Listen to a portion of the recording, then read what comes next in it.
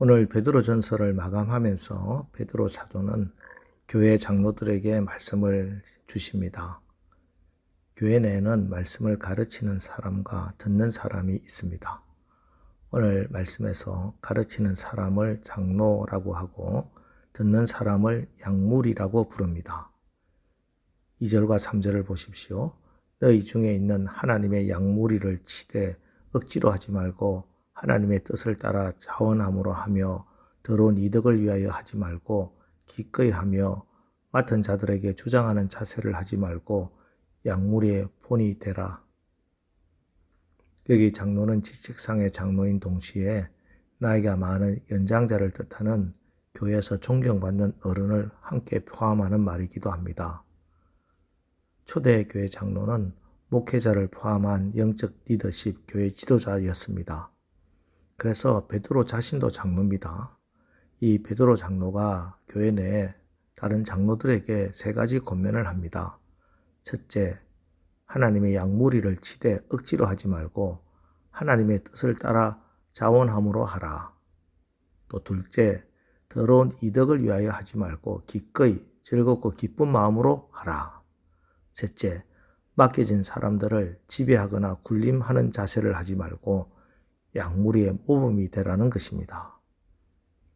자, 그리고 이 모든 것을 한마디로 하면 나에게 맡겨진 양무리를 정말 사랑하라는 말씀이죠.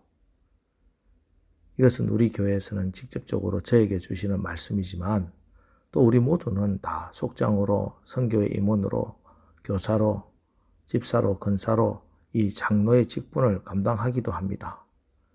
때문에 저뿐만 아니라 교회를 섬기고 성도를 섬기는 우리 모두가 이 세 가지 권면을 늘 마음에 새겨야 할 것입니다. 그러면 우리가 어떻게 이런 마음과 자세로 양무리를 사랑함으로 섬길 것인가? 저는 그 답을 요한복음 21장에서 베드로에게 주님이 목양의 임무를 주실 때 하신 말씀에 해답이 있다고 생각하는데요. 특별히 제가 이 요한복음 21장 말씀으로 목사로 부름을 받았기 때문에 더욱더 그렇습니다. 요한복음 21장 말씀은 예수님이 부활하시고 세 번째로 제자들에게 나타나신 말씀입니다. 밤이 새도록 고기를 잡으려 했지만 허탕을 친 제자들에게 누군가 나타나 배 오른쪽에 그물을 던져보라고 말씀합니다. 그 말에 순종하여 그물을 내렸더니 153마리의 큰 물고기가 그물이 찢어질 듯 잡힙니다. 이에 베드로는 그분이 예수님인 것을 알아차리고 배에서 뛰어내려 예수님께 달려갑니다. 예수님은 어느새 해변에 숯불을 피워놓으시고 생선을 굽고 계셨습니다. 그 옆에는 빵도 있습니다. 무트로 올라온 제자들은 예수님과 함께 신비로운 아침 식사를 나눕니다. 그리고 이렇게 아침 식사가 끝나자 예수님께서 베드로를 부르시더니 묻습니다. 요한의 아들 시몬아, 네가 이 사람들보다 나를 더 사랑하느냐? 이에 베드로는 대답합니다. 주님, 그러하나이다. 내가 주님을 사랑하는 줄 주님께서 아시나이다. 이렇게 대답하자 예수님은 이렇게 말씀하십니다. 내 어린 양을 먹이라. 잠시 후 주님이 다시 베드로에게 묻습니다. 요한의 아들 시몬아, 네가 나를 사랑하느냐? 이에 베드로가 대답합니다. 주님, 그러하나이다. 내가 주님을 사랑하는 줄 주님께서 아시나이다. 이에 주님이 말씀합니다. 내 양을 치라. 그리고 조금 후 세 번째로 다시 묻습니다. 요한의 아들 시몬아, 네가 나를 사랑하느냐? 이에 베드로가 당황하면서 다시 또 대답합니다. 주님, 주님께서는 모든 것을 아십니다. 그러므로 내가 주님을 사랑하는 줄을 주님께서 아십니다. 그리고 주님이 다시 말씀합니다. 내 양을 먹이라. 여기서 우리는 양무리를 먹이고 치는 일은 예수님을 사랑하는 것이 가장 우선되며 또한 가장 본질이라는 것을 깨닫습니다.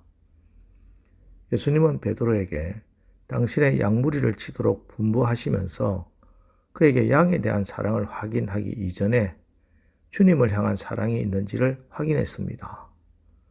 그것이 앞으로 베드로의 삶과 사역의 유일한 원천이 되어야 했기 때문입니다. 맞습니다. 예수님의 양무리를 맡아 먹이고 기르는 일에 있어서 가장 중요한 것은 목자로서의 훈련도 아니요, 양떼에 대한 지식도 아닙니다. 신학교 졸업하고 목사 자격증 가진 자가 하는 것이 아니라 주님을 정말 뜨겁게 사랑하는 자만이 기쁨으로 양무리를 칠 수 있습니다. 주의 일을 하면서 힘이 들고 참지 못하고 기쁨이 사라지는 것은 내 마음의 중심에서부터 주님을 사랑하는 마음이 식었기 때문입니다. 누가 하나님 나라의 일꾼이 됩니까? 누가 주님을 위해 기쁨으로 헌신할 수 있습니까? 예, 주님을 사랑하는 자만이 억지로가 아니라 기꺼이 기쁨으로 헌신합니다. 그리고 양무리의 본이 되는 것도 예수님을 사랑하는데 그 해답이 있습니다. 부부가 정말 사랑하면 서로 닮아갑니다. 말투, 행동, 취향은 물론이요, 심지어 외모까지 닮아갑니다.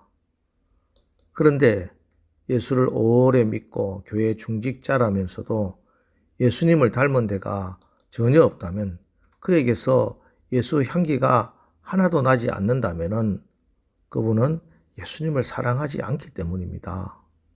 그렇습니다. 예수, 그분께 대한 사랑이, 그것이 제일 중요합니다. 그 사랑만이 그의 상처를 치료할 수 있고 그의 한계를 넘어설 수 있게 해주며 방향을 잃지 않고 일할 수 있게 해줄 것이기 때문입니다. 그리고 이렇게 진정으로 주님을 사랑하면 모든 염려를 다 주님께 맡깁니다. 7절, 너희 염려를 다 주께 맡기라. 이는 그가 너희를 돌보심이라. 이것은 우리 주님이 산상수훈 말씀에서 이미 하신 말씀입니다. 먹는 것, 입는 것 때문에 걱정하지 말라고 말씀하셨습니다. 무엇을 먹을까, 무엇을 입을까, 무엇을 마실까 염려하지 마라. 이는 다 이방인들이 염려하는 것이라고 말씀해 주셨습니다. 하늘에 나는 새들도 하나님께서 다 먹이고 입히시는데 하물며 너희일까 보냐 말씀하셨습니다. 여러분, 하나님은 온 천지 만물과 세상을 지으신 창조주십니다. 모든 것이 다 하나님의 것입니다. 하나님이 주인이십니다.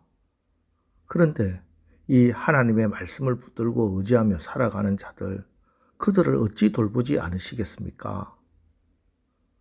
이제 염려 절대 하지 말고 그 염려 모두 다 하나님께 맡기고 주님만 사랑하고 주님께서 맡기신 양무리를 돌보는 겁니다.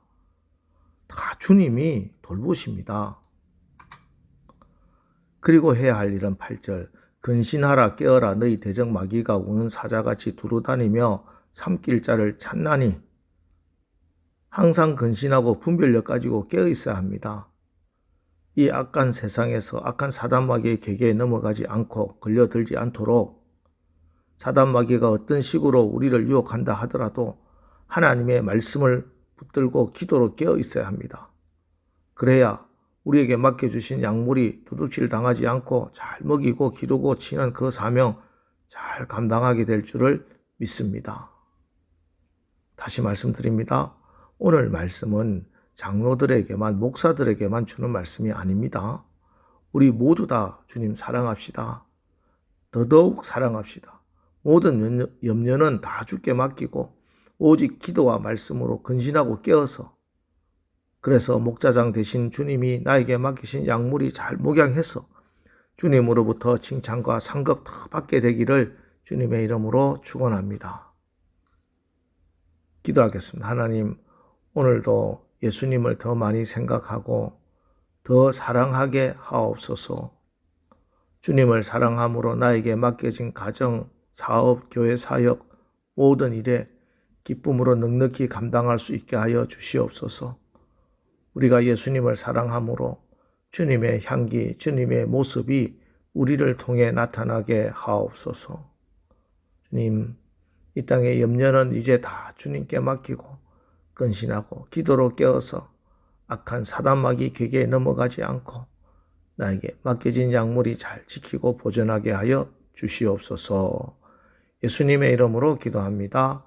아멘. 자, 이제 오늘 말씀을 붙들고 주여 오늘 하루도 우리가 주님을 사랑하는 그 사랑의 힘으로 나에게 맡겨진 약물이 잘 지키고 양육하는 사명 넉넉히 감당하며 살아가게 하옵소서. 우리 합심해서 기도하고 나가겠습니다. 우리 기도하겠습니다.